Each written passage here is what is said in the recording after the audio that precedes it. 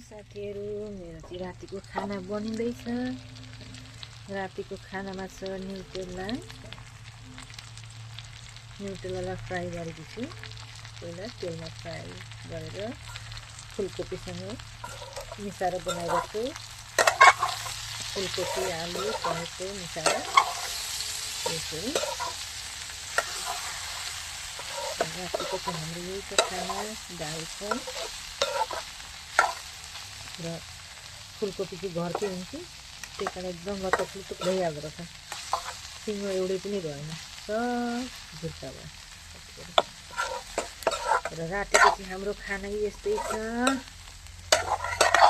यसरी आगोमा बसेरै बनाइराखेको छु।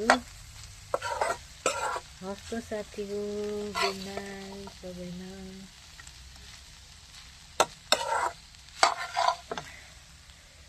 र हामीहरू खाना खाएर अब खाने एकछिनमा छोरीहरू पढ्दैछन्। By by.